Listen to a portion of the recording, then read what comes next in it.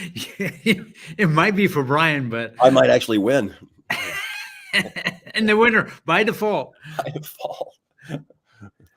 Yeah. It's like the Yankees and the Twins. You're going to win, No matter what. No matter what. Well, I think we're ready to roll.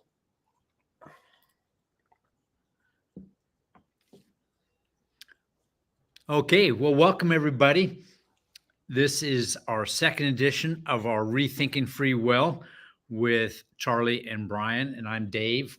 We are from Intersecting Us, and I'm just going to start things off by a quote from a book I just got unfinished reading that I really enjoyed. It's called Dear Citizen Math: How Math Class Can Inspire a More Rational and Respectful Society, and it's by Karim Ani.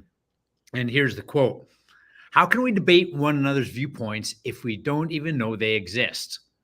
Because so many of our divisions these days are couched in political terms: liberals versus conservatives, left versus right. Many people think that the gravest threat facing American democracy is partisanship. If we could just meet in the middle, many argue, we would function better as a country. I disagree, and that's in the book. I disagree. Since 1920, Republicans and Democrats have cast nearly 2 billion votes for president, and in that entire time, Republicans are ahead by just 0.3%. We have always been divided as a citizenry, indeed, nearly evenly so, yet we've still managed to hold the country together. And this suggests that partisanship is not the most dangerous threat that we face. Instead, I think the true danger is something more subtle, yet far more corrosive: the calcification of certainty and the widespread belief that we needn't consider alternative perspectives because we already know the answers. And here's how he ends it: we all think something different, and we're all convinced we're right. And with that, I'm going to pass it on to Charlie. Well, thanks, Dave. That was a really fantastic quote to start us off, and it reminds me how grateful I am to be in conversations like this, where I get to explain my viewpoint and hear from someone else's viewpoint who believes different than me, and it's just a wonderful opportunity to learn and to discuss and to grow as individuals and hopefully as a society. There's a few things I wanted to touch on that we talked about in our first discussion that I thought might be relevant going forward. But first, I want to restate my perspective. I'm coming in as a hard determinist. I believe that everything that has happened, everything that will happen, is connected and caused from one moment to the next, from stars exploding to the words coming out of my mouth and the thoughts that cross my mind. There were two concepts I think we touched on that might be useful going forward. The first one is the concept of soul. I think that we all experience this idea of soul, and I defined it as the memories and feelings we have about our behavior in the past and that make up how we feel about ourselves. I believe it's physical from a deterministic standpoint, but it's a useful concept that I will probably use throughout the discussion we have. The other concept is, Brian comes in, I'll let him explain his viewpoint, but we talked a bit about where he believes free will comes from. And I think that's also a useful thing to review. So I'll pass it off to Brian, and then he'll get us kicked off on the discussion around morality, which is our focus today. Yeah, thanks, Charlie. I think as just starting with the free will idea, my very general way of putting that is that free will comes from us being, talked about sapient beings that are self-aware, that are able to make choices. And we talked about that in the first discussion, that it's not really a debate or we're making choices, it's whether they're determined or not is the ultimate goal. And mine comes from a worldview of looking at each human being created with intrinsic value. And part of that intrinsic value is the ability to make essentially libertarian choices as who we are. So that's kind of where it comes from my worldview. And so does the soul idea. I did use that example last time of looking at the soul as an immaterial part of who we are, where the example J.P. Moreland gives is a car. We see the car, the physical part of ourselves, and then the soul, being the immaterial, is the one who's running the car, but you don't see it. And then if there's damage to the car, then it doesn't work as well. And the soul can't interact with it. So that's kind of some big differences what we have. But I did like the way you put that memory. And correct me if I'm wrong. So memories and feelings about our past, is that kind of the general idea of soul for you? Yeah, I think that it's a good description. I mean, how we feel about our behaviors. Do Right. they feel like we did right and good? Do we Right. feel like we did things wrong? And we carry that with us. Okay, so that, because I think that'll come into the morality concept too, as we look at that, because that has to do, when you get to morality and justice, a lot it does have to do with not just our thoughts, but our feelings and the emotion that comes with it. So one of the things that I think will be helpful is, and we could talk more about the differences of kind of how we look at the soul, but we have this commonality here, because what your definition of soul is not exclusive of what mine is. It's just really a subset of it, really. So that might be helpful in the future. So that's kind of where we were with the difference between free will and determinism.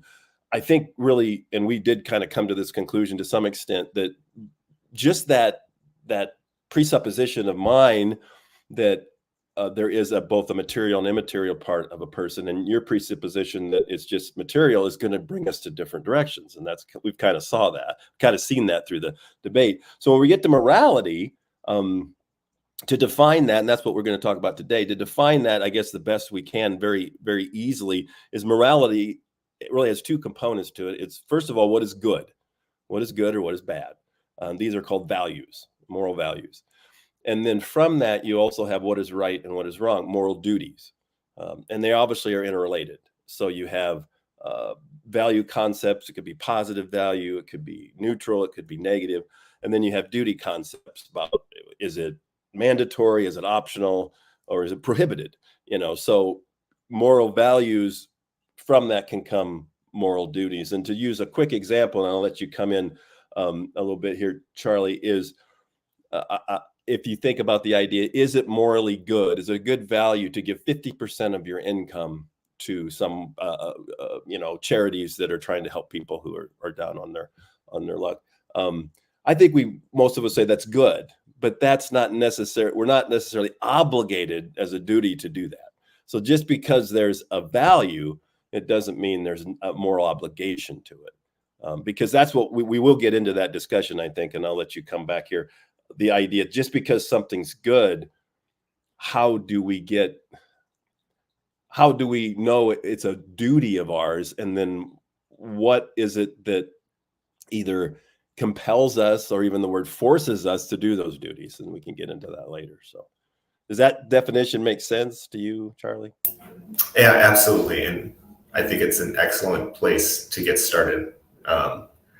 So Brian, I'm not sure if you had a specific path you wanted to go down, but I think I, at the very least, need to acknowledge some of the challenges that I'm coming in with this, to talk about morality as a determinist. So is it all right if I kick us off here? Well, let me just say this, and this is just obviously my own subjective opinion, but I think you have a lot harder route than I do. And that doesn't mean yours is wrong, and it doesn't mean mine is too easy. It just means that I think your perspective is going to be a little different than most people's. And so I think that's why I'm kind of looking forward to hearing you play that out and interact with that. So yeah, I think that's fine. I would do that. Go kind of from your direction where you see morality coming from. And yeah, I think that'd be wonderful.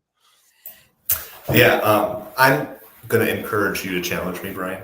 I think this is a very challenging concept for me, and I'll do my best to challenge you where I think that it's appropriate. So I think I want to first talk about determinism from maybe a philosophical religious perspective. I I'm coming to determinism from kind of an abstract, it just exists. There isn't purpose, which is not necessary for determinism.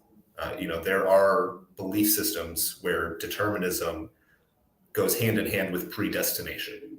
The idea that everything that has ever existed and will ever exist was intentfully created, and that every moment and every experience we have was intentfully created by, something that exists beyond ourselves. That is not the approach I'm coming in with. And without going through the philosophical steps, I will acknowledge that implies a descent into nihilism. Nihilism being the idea that nothing has meaning, right? Like, why does life on Earth matter more than the dust particles on Mars?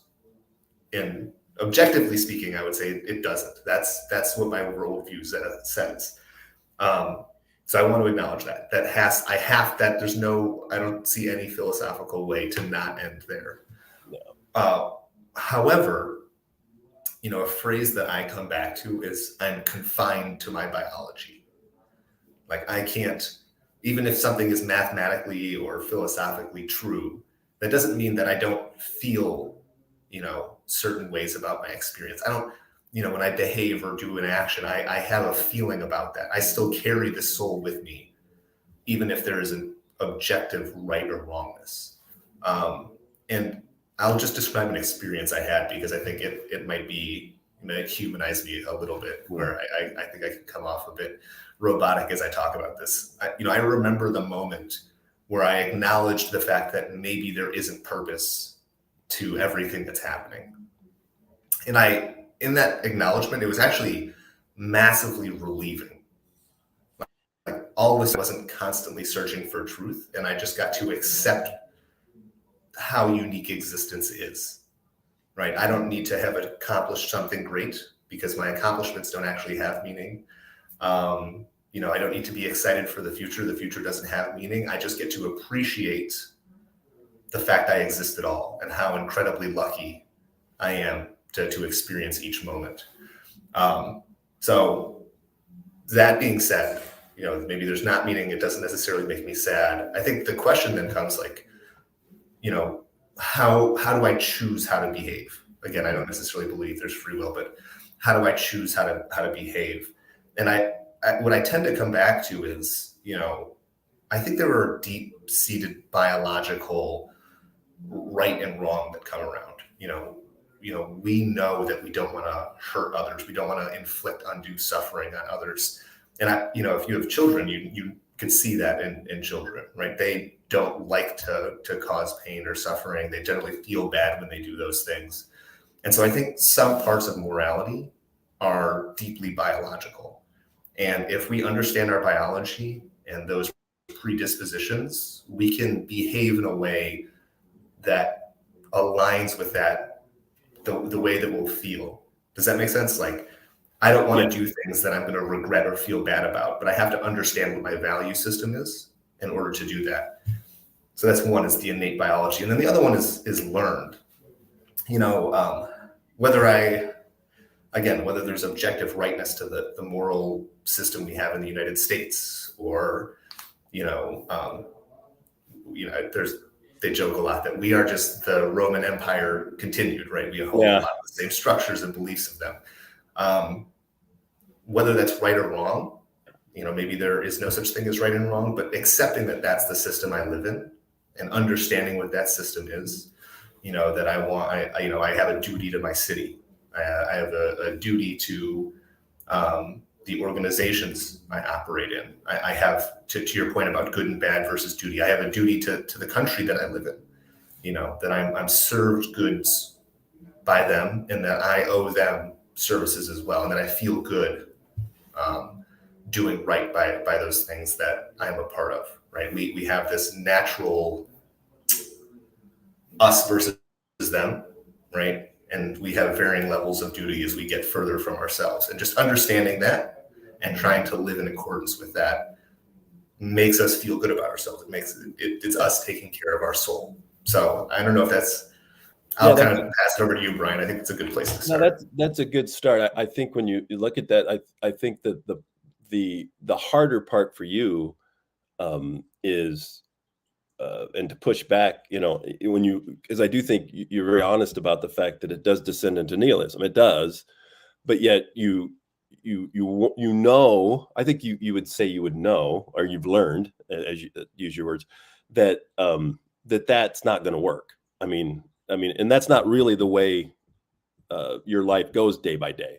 Is just thinking, the Nietzscheism, type of stuff, where he really struggled at the end of his life, from what I understand, which would be understandable if he kind of was going down that road. So, and I think some people would say, well, you're faking it, and I wouldn't say that. I think you've got one reality where it looks like this is just going to end in, it's going to be over. It's temporal. But there's still meaning while I'm here. And then the other reality that says there really isn't any meaning, and I think you're making a pretty good case, I would say, of trying to see how you can live in that is tension. Because we all live in tension, I think, no matter if you're a theist or an atheist or whatever, in life.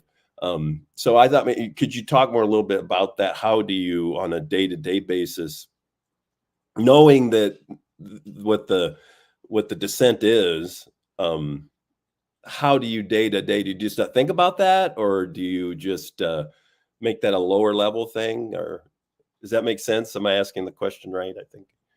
Yeah. How do I deal with the fact that my existence is temporal? Yeah. I'm gonna die, and that after my death, likely no one will remember me, just like we don't remember virtually every human being who's ever lived. I was going to say I'll remember you, but I'll be dead long before you are. Yeah, roll forward 200 years. None of us will be important. Yeah. I find that it's just very relieving. I find that a lot of the opposite. It's the stress of, I'll turn the table on you, Brian. Yeah. How does it ever create anxiety and stress with this idea that there is objective right and wrong, and you have to do the right thing in every situation, and that's if you don't do the right thing, it has implications. Right. For me, there is no right and wrong, and I just try to act consistent with my values. I want to be a better husband or a better father, right. And so I can forgive myself for making mistakes, and I will try at the next opportunity to be better. And if I ever get too concerned that, oh my gosh, I'm, too caught up with paying a bill next month, or, making sure that I say the right thing, that's, like, oh, none of this actually matters. In the end, it'll all wash away. Right. And I think that's be lost in the sands of time. Yeah. Well, for me, I think you nailed it in the idea of when you talked about either your family and the word forgiveness was the idea.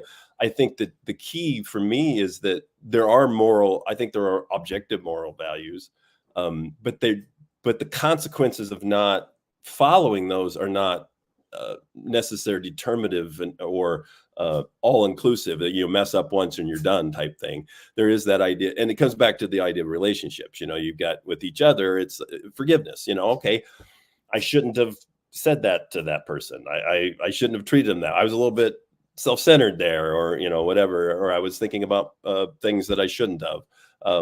But if there is a ability to reconcile the relationship, that even though the moral values and duties are there, they're not the main thing. They just help us do the relationships better. Like, for instance, back to the example I used, it's like if you wanted to give half your income to someone, that's about relationship ultimately, because it helps somebody that may need it, and that you might get more going on there. And I think you guys have been talking about that in your Roots math club, that the idea of you're building those relationships. And I think so there's such a commonality there. So really so that's the way I look at it. I do think a lot of people with my worldview do get caught up into the moral values and duties so much that they forget about the relationship part. And I almost wonder, and you can speak to this, if that's less of a problem for you than it is for me. Maybe, can I just clarify the question you're asking about? Yes. Are you asking, like, how do I think and feel about the rights and wrongs of other people's behavior? Well, it's more about how do my following, whether they're objective or subjective, following moral values and duties by themselves is not the key. How isn't it more about how it deals with other people? I guess that's the question. Does that, and just get a confirmation, that kind of the way you look at it. So when because we would assume whether you're a Christian, an atheist, an agnostic, a Buddhist, there's going to be times when we don't live up to the moral values. So what is the mechanism for getting the relationship back to reconciliation, given you mess those up? I guess that's kind of the direction I was going. So your question is, if we do something that causes distress, harm, that has a negative effect on other people. Right. How do I deal with those behaviors?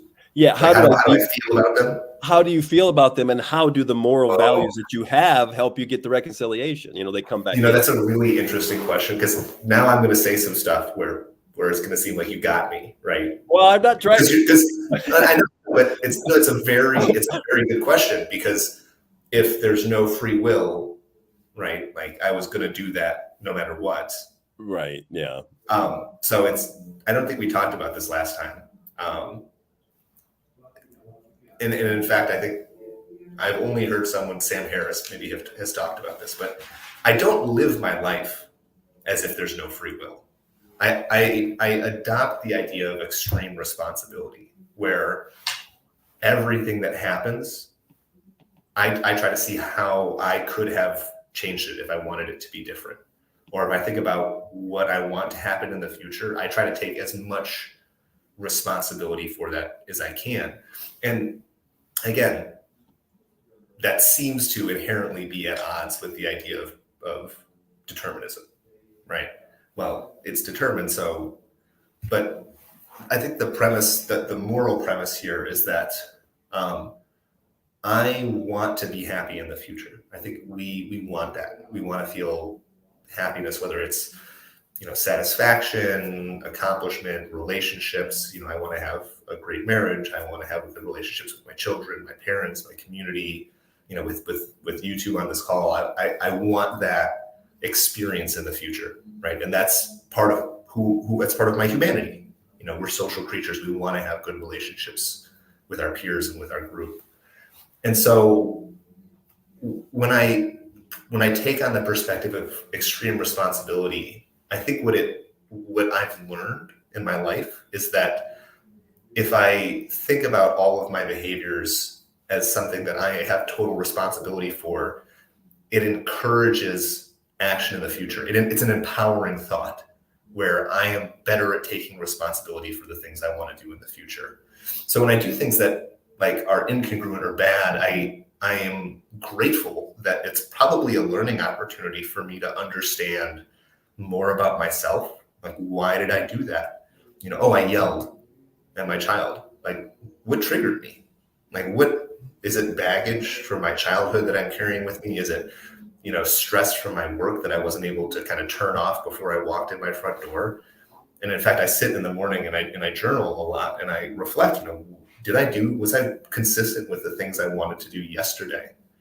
And if I wasn't, can I understand why? And with hopefully the idea that I can change those behaviors in the future to be more consistent. So I don't know if that answers your question, Brian.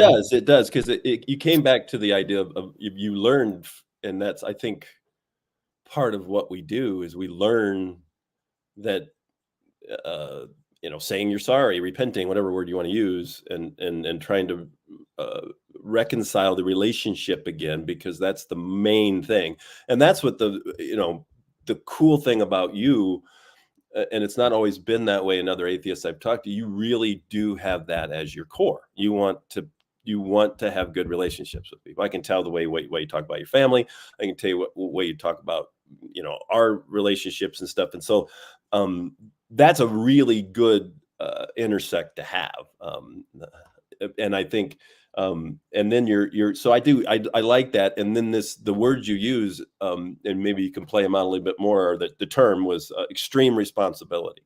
And I think that, again, I do think, it's harder for you to come through that with your worldview, at least in my opinion. I could be wrong. I mean, obviously, but for me, that's really easy. It's just like, it's like, well, God created me and he said, this is what you're supposed to do. And it's like, if you want to care about me and care about others, you've got a responsibility to act in a way that is morally virtuous and altruistic and all those other things.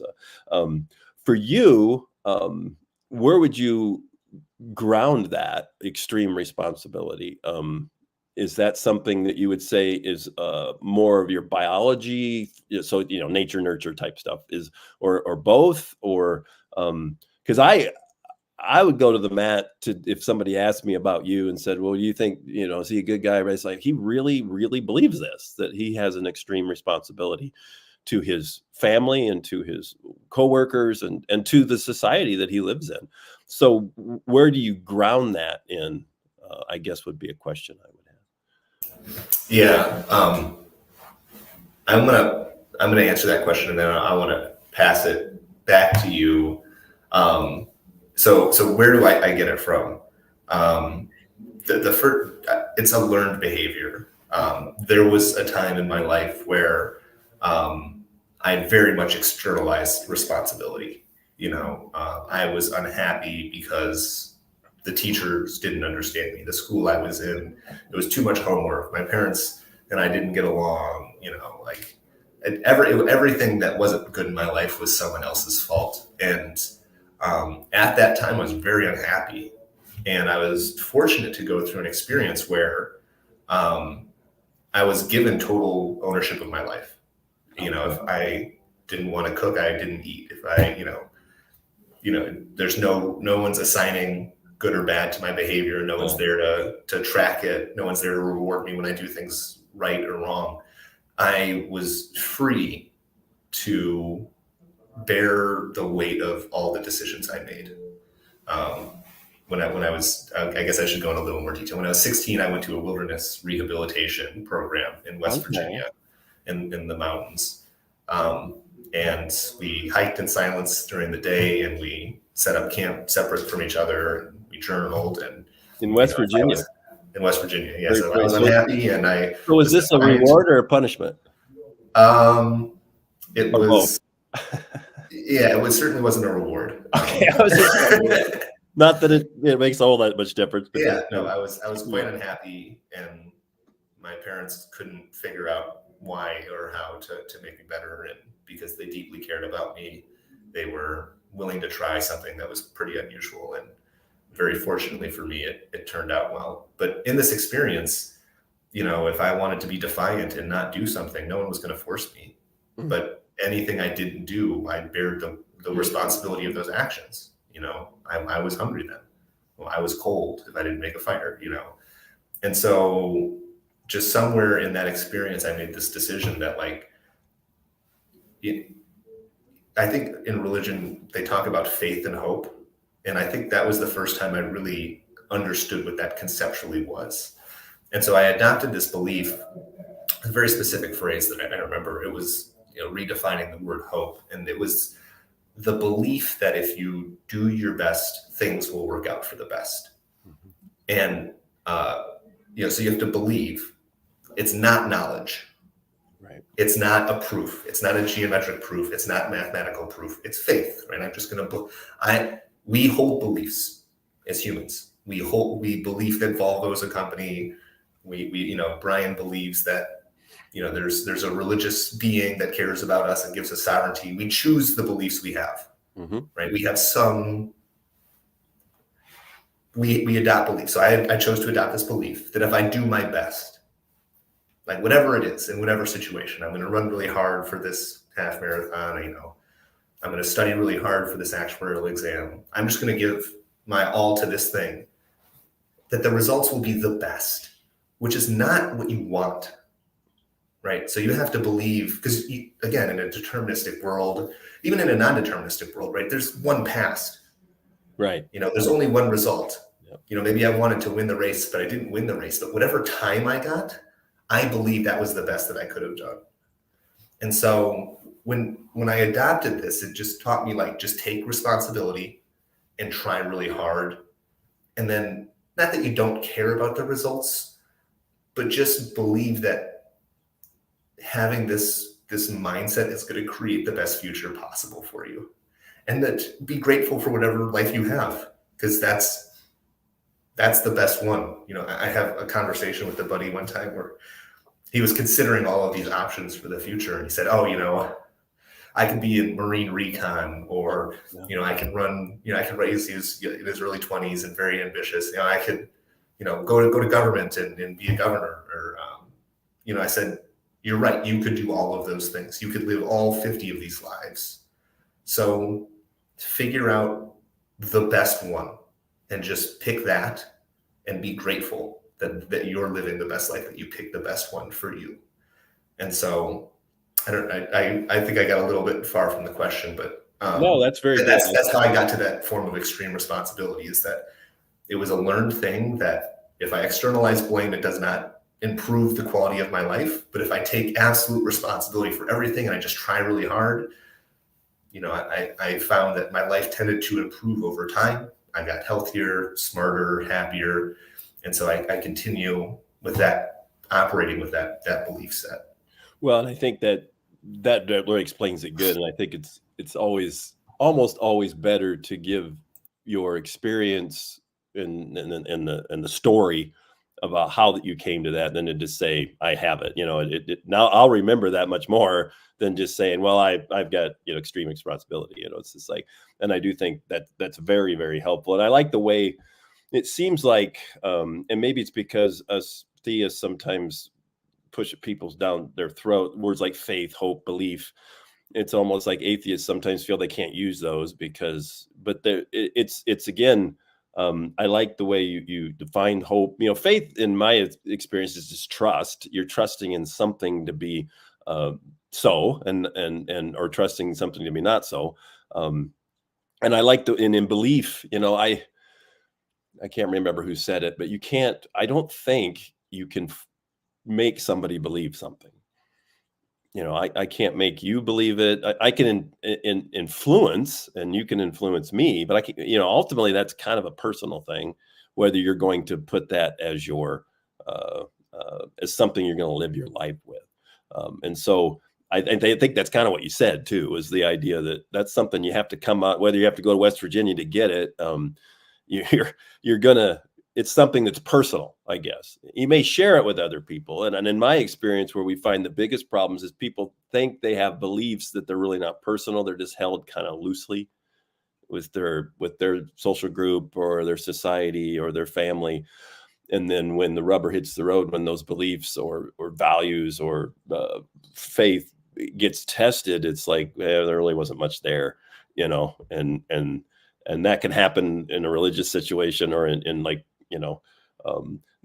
like you said. And I like the idea that I'm going to do the best I can and hope for the best outcome, because I'm sure you could give us some anecdotal evidence of times you did your best and it didn't come out, or tried to do your best and it didn't come out well. That's part of life's experiences too. But yeah, no, I think that's really good. So when you come to back to morality, we look at we're coming at your determinism is kind of a presupposition, and my free will is, but it seems as we talk, they don't seem like they're that much different in the way we live our lives. Yes, and this is what I wanted to turn back to you. I guess my challenge, having done small amounts of research compared to the lifetime that you've accumulated, but the more I understand about, I'll use religion for lack of a better word, but the idea of a God or something that exists outside of our body, that influences our behavior, that has values and all that. All of them seem to be very human to me. And so I'll give you just a couple examples of, I think you mentioned about repentance, the idea of acknowledging the things that we didn't do well, and asking for forgiveness, which I think is, in my perspective, is a form of self-forgiveness, right? Oh, someone else needs to forgive me, but really you need to forgive yourself. You are the one that's carrying that. Right. Because in my perspective of the soul, it's all you. It's all the feelings you have. You might attribute that feeling to a God or to a being outside yourself, but it's still something you experience, maybe guilt and shame. And so I guess, there are lots of different religious viewpoints, but they tend to have pretty high levels of consistency around the moral good, and bad. And even that, I think we tend to see differences more, right? Like if I lined up 2 rows and there's 100, spaces here and 100 spaces in the row next to it, and 98 of them matched, you would see the 2 that didn't. Oh, certainly. Right? Yeah. So I think maybe when we think about, look, all these different worldviews and perspectives around deities and non-physicalness, they're different, but there tends to be universality among them. And so, from my perspective, I think that comes from our humanity. And maybe from your perspective, I'll let you speak to your perspective. How about that? Does my question make sense, Brian? Yeah, I mean, maybe restate it one more time. So I don't want to answer a question you didn't ask. Yeah, I'm good at that. Does the morality seem to be consistent with values that are very human? Okay.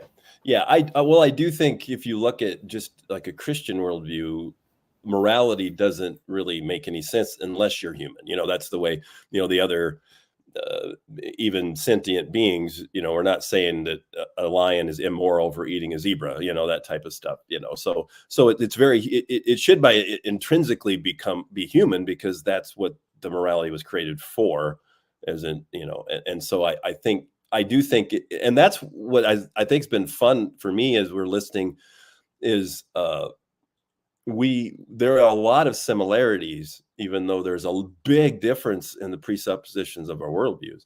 And I think as we go forward into other discussions, I think we want to keep looking at those 2 but always, using your analogy of 2 and 98, always acknowledging the 98, but still there's nothing. I think we learn from each other, because I think a lot of people that have my worldview are going to just think somebody that has yours is just, well, there's off the farm, they're just mean people, and they think they're nice, but they're not. And we're so, just mean sometimes. It's just, but I do think, it's very human. And I could see where you could see that there has to be something,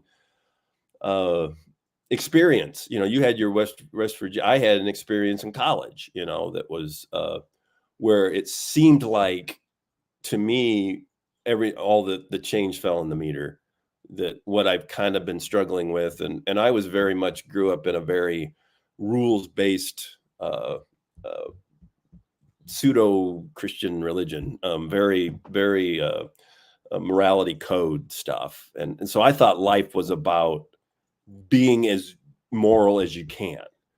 And then when I realized that that's still part of it, but that's why I brought the repent word in. It's just like, man, sometimes you just don't get it right, and I think that's, and to see a creator that is okay with that. It's like, all right, you messed up, but I kind of tried to take care of that, that was the thing for me, was that I saw that I wasn't so much, I still needed to be moral. Those moral values and duties are quite overt in the texts that we use, but it really isn't about that. It's about relationship with creator and then relationship with each other, which is, and so really, not to belittle your worldview, but yours is almost like a subset, because you've got you see, you need to have moral duties to other people.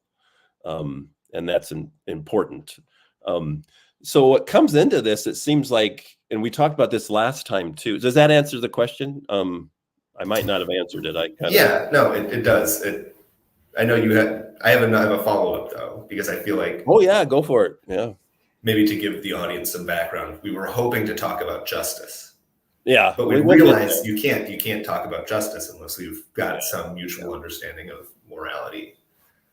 So I kind of want to tease into that idea of justice. So I think from the explanation I've painted, you can see how even though it's determinist, and then maybe there's not really objective purpose to anything, I still have values and I still want to do good things. But I have a lot more license and flexibility. Maybe I do. I'll give you an opportunity to explain your position, but I'm very context dependent. And I love the term, moral landscape, this idea that in different situations, different cultures, there's different kinds of moralities that result in a society with more or less happiness and quality of life. And so my morality then is very flexible and cultural and context dependent. And so I'm curious how your perspective of morality coming from something non-physical, is it universal? And how do you relate that morality, to different situations? So, for example, maybe, the lion eats the zebra and that's fine, but, human shouldn't kill another human. But are there situations where that's okay? Right. How do you do that? Yeah. How do you traverse is it behavior driven or value driven? And then how do you navigate the different contexts that those morals are applied or judgments are made? Sorry, I apologize again. It's not the best worded question, but I think I think it's good. I do think that and I think we have some videos coming out, and there's a kind of a rule based way of looking at ethics, where you just follow the rules. Obviously, you have to figure out what they are, but and then there's more of a consequentialist view. And those are the extremes. You've got, I don't think anybody sets on either one of those. So it's just, what are the consequences? If I can beat up that little kid and nobody ever sees it, go for it. That's pure consequentialism. And nobody really goes there, but it's just for kind of philosophical inquiry and stuff. But I think most theists would say that, at least they should, the idea of the rules are there, but I think situational ethics is a term first have to define it. It's not that ethics change or morality changes in the situation. How you apply it changes in the situation. Because you have moral dilemmas. There's times when, you shouldn't lie. Okay, well, I think telling the truth is a moral virtue. It's a moral good thing.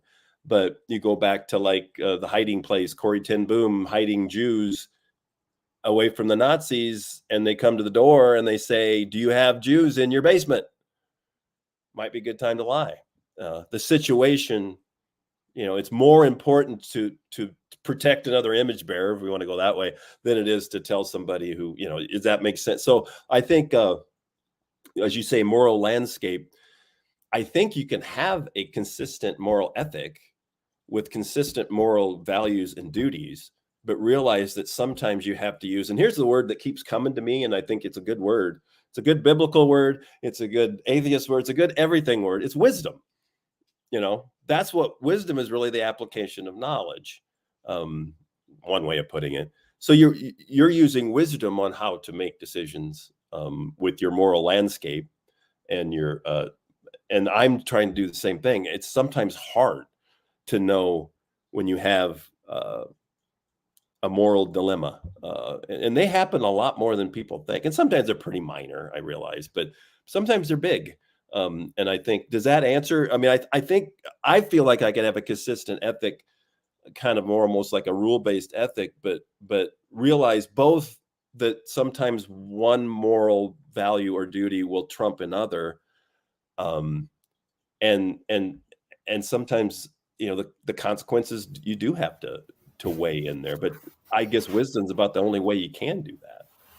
I'm gonna try to restate what I think I heard you say, because I think okay, sure, yeah, we're at a good spot here. So I want to go back to Bob and Sarah. Oh yeah, to refresh the audience. We're still in the coffee shop, poor things. Last episode, we talked about Bob and Sarah. Sarah's in a coffee shop. Bob knows Sarah. He sees her. He thinks about asking her out. So going back to, Bob, asking, this is interesting because I don't necessarily think asking Sarah out or not is a moral decision. No, but maybe there are principles or morals about, kindness and honesty and respect that influence that decision. So what I'm hearing you say is, and so please correct me, you have a non-physical soul that has moral values, and those values, it informs your decision making. So if you're going to make a decision where, and to your point, maybe there's some moral value conflict, it gives you the feelings of what is right and wrong, and then you have the free will to decide what's the right decision given this moral information that you're fed by your soul. Is that a good description? I think it's really good. Yeah. Okay. Yeah, I think yeah. Go ahead. No, I think that's a really good way to put it. I think the next level for me is that there is a being that might critique whether my wisdom was good eventually. And that's another discussion for another day. But how do you know? I think this is a good point to how do you know? Contention, right? I think that there should be, because in my worldview, my feedback is only myself. I mean, obviously other people can tell me like, oh, you did that was wrong. Yeah. You hurt my feelings, or I don't, don't say that. But I think a lot of our feedback then is internal, right? How do I feel about it afterwards, looking back, reflecting on that? Yep. How do we get this information from something non-physical as a feedback mechanism then? Well, there's something as benign as just a text, that says you shall not kill, or you should treat other, I don't mean benign in necessarily a negative way, but it just sits there. It's a text and apply it. And then we also believe that because this deity is non-physical, that there is a connection there. How that works, been trying to figure that out for a long time. Dave probably knows all that. But that's where we argue. That's in our house argument all the time, is how exactly. I am of the opinion that we are supposed to use our own abilities given by God to do what he has told us to do, and use wisdom, which a lot of the time is other people, advice from other people. This is within the text itself. And then make the best choice we can to try to honor ourselves, the person, and God. And then if he wants to break in, that's sure up to him. So far in 60 years, that's how many times I feel like I've got super breaking in. I mean, a little bit maybe, but it's usually it's really been more text-based and just change falling in the meter that, okay, this makes sense emotionally given what the data looks like, which I know for some Christians seems pretty benign, but that's kind of where I am, which may make it easier for me to understand kind of where you're coming from your standpoint. So I don't rely on, I don't sit and think, okay, I got to make a decision here. I'm going to pray about it until God tells me what to do.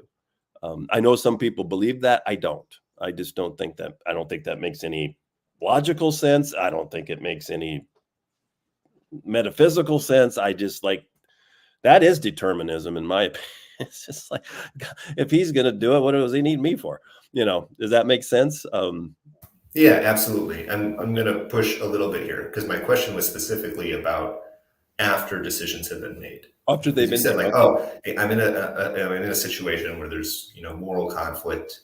On the one hand, Bob really likes Sarah, and they could fall in love and get married and create a family, and that's a moral good to find a partner and be a good one, and but on the other hand, they have some moral obligation of, oh, it's my coworker, and I don't want to make the company environment awkward or make her feel uncomfortable. Yeah. So I'm trying to keep it benign here. So there's a little bit of a moral dilemma.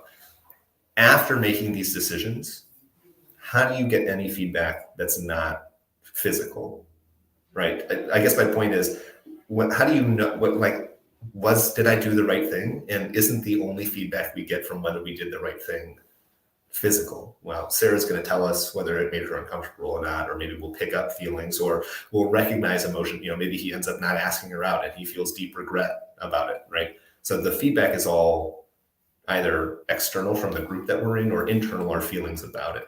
Or is there some other, so my question is there some non-physical Well, I think there mechanism? is. I mean, I don't think it's a guarantee, but there have been times, I think, when you just get I think it'd be a feeling. I think that'd be the best, an inclination that was the right thing.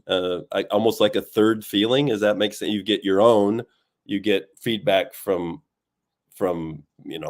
other people, and then sometimes it just seems like, hey, that's right. But a lot of that just comes back to hey, this follows what we've been taught.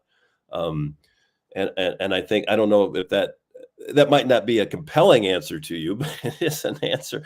The idea that it is subjective, I would have to say that. I think it's not something that always you look for.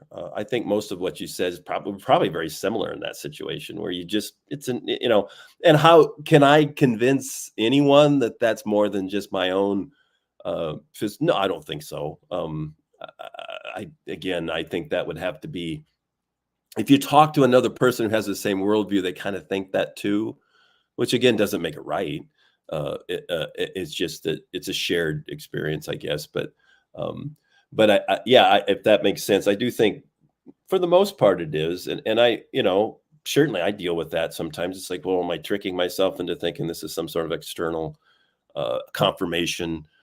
Or a lot of times it's not a confirmation. It's like, better than that. Don't be doing that.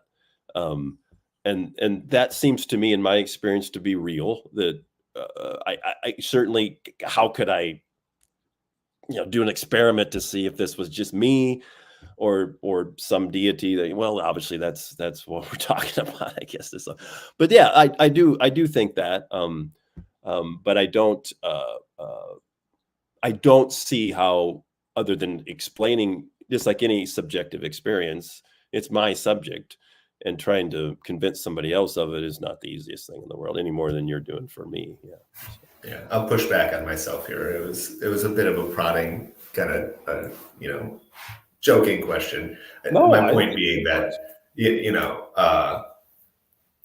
both with, what should I do? I think that's a physical, and you think that's non-physical. Just like the feedback on the other side, it's about attribution. I think, you and I both experience similar things that we as humans do. We just attribute them differently. Like, God's trying to tell me that I should reflect on that decision I made. There's maybe things I haven't considered that I maybe repent or reconsider or think about. And I would just say that that's a physical thing, there's some response to it. But just like, the influence of a decision, like, your soul is trying to tell you, like, hey, think about what the right thing is here. And I would say that's just your brain doing it. So as an attribution, I don't think it's very important, but we're getting towards the end. And so I'd like to make a little transition here to talk about morality in society. Mm-hmm. And, we talked about like values versus, what was the other one? Duties. Yeah. And so when we think about morality and how it's actually propagated in society, I think we tend to take on a duty-based structure when we think about justice and laws. And so, how do you feel, I guess, or think about the justice system we have in the United States or globally or historically, and how that ties to morality? Yeah, I think we have a pretty good system. Whether we follow it well or not is always hard. But I do think it is. It's very similar to kind of the rule based. You have a set of laws that we obviously are making a call that there are values there. They're good values, and there's bad values. You should do this and you shouldn't do this. And most of our laws, which is pretty common in the history of the world, are, or we would call negative laws. Don't do this, don't do. I mean, that's pretty much it. I mean, you go back to the Judeo-Christian, the 10 Commandments. Most of them are "Thou shalt not." I mean, that's the way we do justice. And I'm wondering myself if there couldn't be more of the positive values in our code, if that would help our justice system a little bit, to try to, because again, and then the other thing you have is how much weight do you put on something? You may have different values of what is good or what is bad, but that doesn't mean everybody has the duty to do those. Kind of back to my 50% money thing. You could codify that. We're getting close with the no, I should get into that. But does that make sense? I wonder, and what do you think about that? Is that having so many negative, what we almost call disvalues, does that make it, people look at it negatively? Maybe, I don't know. Yeah, no, it's a really good point. I actually, until you mentioned that, I'd never really thought about justice like that. Okay. It's very much don't do this. I maybe think about it from like a protectionist standpoint. That the justice system and laws, are there to protect people, but the thing we protect them from is other people. Pretty much. Yeah. We don't have laws that say like hurricanes aren't allowed in Florida. Right. Exactly. We should pass one though. Yeah. That would be great. Yeah. I think justice is very much about, so it's protection. And I guess the question one, I'd like to acknowledge that I feel grateful for the justice system we have. It's probably not perfect. I mean, it's certainly not perfect, but the idea that there are rules about, what you're not allowed to do, but that we have a system that looks at the context of them. Yeah. Two people who do the same thing might have different contexts around them. And I'm glad that there's the flexibility in the system to respond to those differently. I think maybe not a challenge, but an interesting conversation for us to pass off to next time would be, how do we read, what is the justice system's responsibility in reaction to them? And how do we think about that response to violating moral values or causing harm to others? And how and why should we think about people's behavior? Because I think that is a very fundamental question that comes down to, do people have free will or not? And I think it would be an interesting discussion to continue. Well, it would. And then I think, as we kind of wrap up here, the idea of, you kind of look at the practical living out of free will versus determinism. There's a lot more commonality than, I think I've learned that just in these couple hours, than there is dissimilarity. Whether or not we have free will or we're determined, it seems like we're landing on the same way of doing things and almost the same values to some extent, even though we're coming at it from a different direction, which hopefully maybe some politicians can hear that. But I think it is that idea of having, it kind of comes back to the wisdom idea. We've got the moral values and duties, laws, if you want to call them that, but you still have to apply them to the situation, the consequences. And I think that's always going to be, but that, like you said, that'd be a really good conversation next to kind of go into where we are. But that in the background, I think there's always going to be that we're coming from different directions, but I think the 98.2 is about right. It's close. It's really helped me understand you and get to know you better and your worldview, and just try to come as, with somewhat of an open mind and say, hey, I don't know what he's thinking, but boy, when he talks, then I find out, which is kind of nice. So I've enjoyed that. Yeah, and I appreciate that you've thought about a lot of these things and your perspective and thoughts. I've learned a lot as well. But I want to pass it off to Dave to close it. But I like the 98, so I just want to touch on some things that we talked about today that I think I hope our audience takes away. And so one of them is, regardless of where you get morality from, taking responsibility for your actions is the right thing. Yeah. It's the right, for me, it's the right mindset. I think that produces the best outcomes. I think for you, it's your moral responsibility to think about, consider, and take those. No one's going to tell you. God's responsibility isn't to tell you what to do. It's your responsibility to try to figure it out. And Yep. So I think that's a really good foundation. That regardless of our belief system, we both feel that we should operate on with personal responsibility and trying to do the right thing for ourselves and those around us. A very good commonality. Yeah. So I like that. And again, we didn't even have to talk about what our morals are, but maybe that's a moral, personal responsibility. Yeah, there you go. Sounds like, good plain land there. Yeah.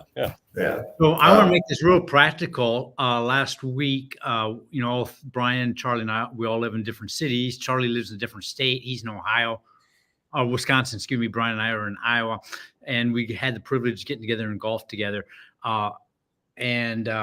Charlie, I will admit you are a much better golfer than me. Now, from what I'm hearing, is that because of just the chemistry that's out there and it has nothing to do with me personally? I don't need to carry on guilt that I'm just not trying hard enough, or how do I interpret the fact that you're a better golfer than me? I think that you help me get in the right mind state to play the best golf. So you're a great partner and a great team player. And then the one more thing to follow up on that is that we had teams, and it was Charlie and I against Brian, and then my son Caleb, and it came down to the wire where Charlie and we had a 1-stroke lead, and Brian had about a 12, 15-foot putt. I think it was like 25. It was out there, but everything was in line, and it came up maybe a half-inch short. Yeah, it did. So was that like all of Brian's free will, or was that like just more? That sucker, that was determined. That had nothing to do with me. Well, all those things. I mean, it is like I'm laughing about it, but to me, I'm thinking about those things because what you guys are talking about really hits, every aspect of life. It hits our fun times, it hits our serious times, and I like the fact that we can talk about this because this is important. And I think both of you are trying to help us to maybe give ourselves a little bit of break in some of the things, some of the weight we carry on areas that we may not meet up to our own standards on. And so anyway, I could go on and on, but I really appreciate what you guys were sharing. And I appreciate everyone that has been able to spend this last hour with us. And we look forward to your feedback. Feel free to put your comments there in YouTube, and we will be glad to hear what you have to say. All right. Thanks so much.